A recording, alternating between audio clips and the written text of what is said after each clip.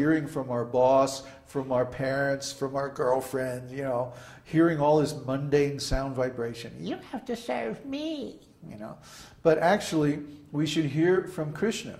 Because Krishna, when we hear from Krishna, we'll develop faith in Krishna, and Krishna is going to give us the knowledge we need to actually attain complete freedom from misery. And that's just the beginning. Freedom from misery. We were talking last night about Atma-rama. Remember? Atma-rama means self-satisfied. Atma means soul. And Rama means satisfying. Soul or self. So self-satisfied means Atma-rama.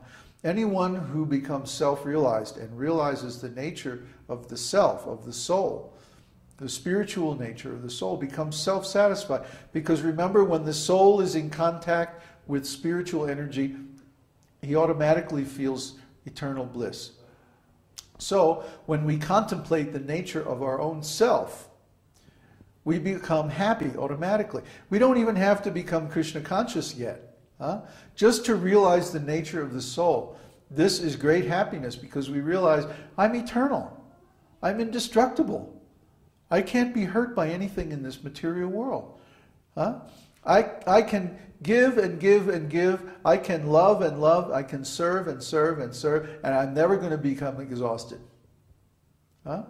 What we call exhaustion is actually a diseased condition of the soul, because we identify with the material body, and then we are creating certain expectations based on mental concoction. And when those expectations aren't met, then we feel depressed and sad. That's exhaustion. I mean, it's one thing when the body is tired. Then we just lay it down and rest it for a while and it's okay. But when we feel sad and depressed because of missed expectations, then we feel exhausted. And that's an unnatural, diseased condition of the soul. When we are in our natural spiritual consciousness, we always feel energetic. You should see these videos of Prabhupada when he's like 75, 80 years old, you know, jumping in kirtan. I mean, how is it possible?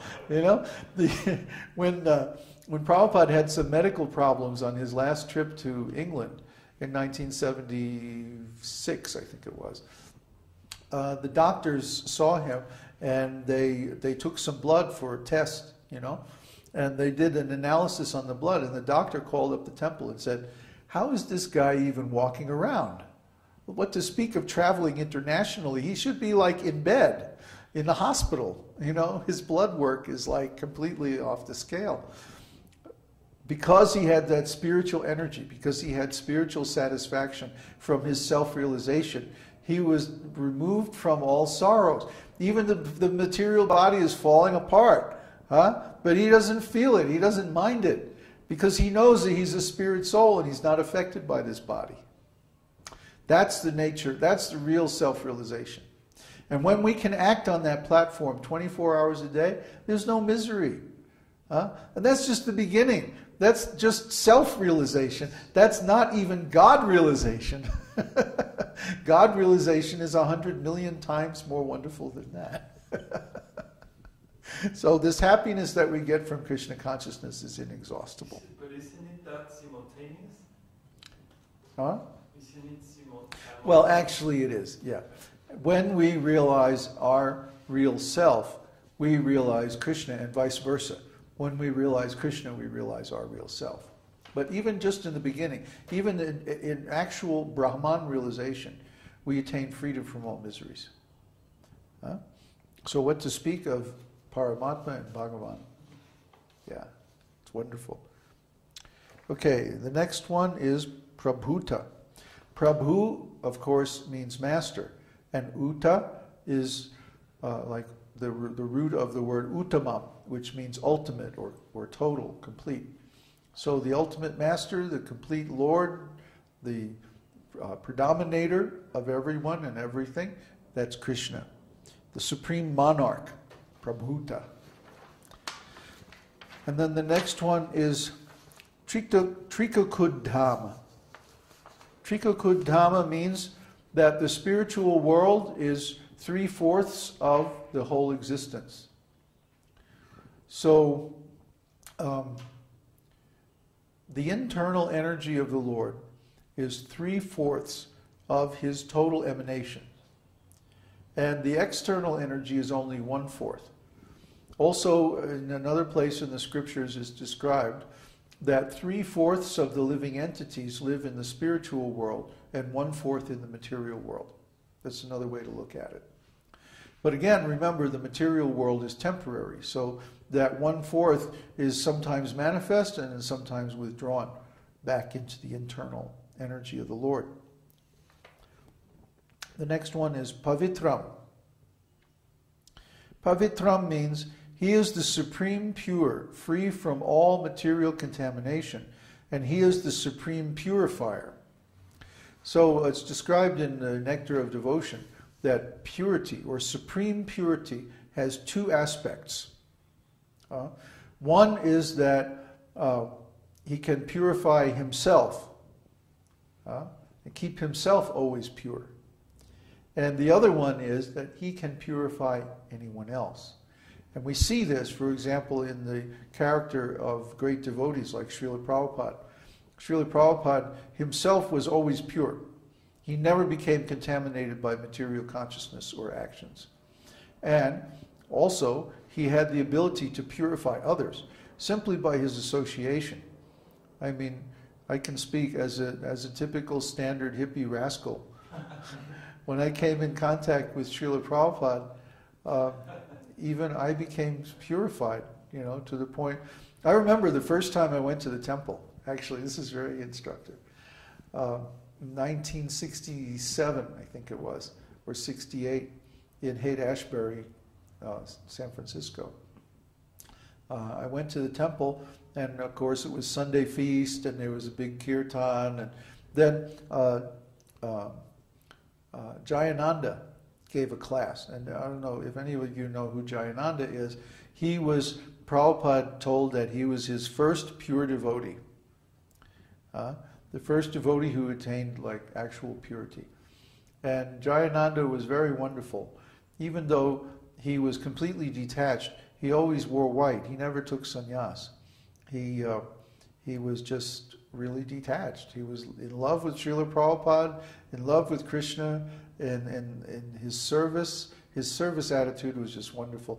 He was the one who he was a mechanical engineer by trade, and he designed and built the first Rath Yatra carts.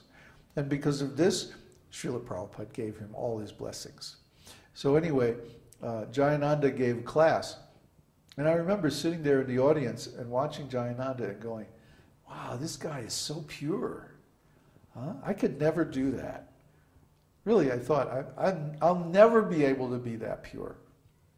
That's what I thought the first time I saw a really pure devotee. I'm going, no, this is impossible. I mean, how can I give up intoxication and illicit sex? I'm a musician. So I was thinking, oh no, this is, out of the range of my possibilities. But now look, a few years later, here I am, doing all the same things. So anything is possible by this Krishna consciousness movement, because Krishna is the supreme pure. And he says, Pavitram Mangalam Param, I am the supreme purifier in Bhagavad Gita. So he's the supreme pure and the supreme purifier. Pavitram. Mangalam Param means he is the supreme auspiciousness. Mangala means auspicious. And Mangalam means one who is auspicious. Param means the highest, the greatest, the most. So Mangalam Param, he is the most auspicious person. Auspicious means that giving an indication of good fortune for the future. So if I do something very wonderful, this is auspicious, because it means I will get good fortune in the future. Everything we do has a reaction. When we act in the mode of goodness, passion, or ignorance, then the result that we get is in the same mode. So when we act in the mode of goodness, for example, we get a reaction in the mode of goodness, and the same with passion and ignorance. But when we act in transcendental mode of consciousness, then the result is also transcendental. And it's immediate. With the law of karma, we have to wait for some time to get the result. But with spiritual things, the result is immediate. So if I change my consciousness right now, the result is immediate. If I chant Krishna's name purely, right now, Krishna can reveal himself to me. We don't have to wait. Although we see in practice, chanting takes some time to have an effect. That's only because of our offenses. If we were to chant offenselessly, then our chanting would have immediate effect. And when one is pure, it does have immediate effect.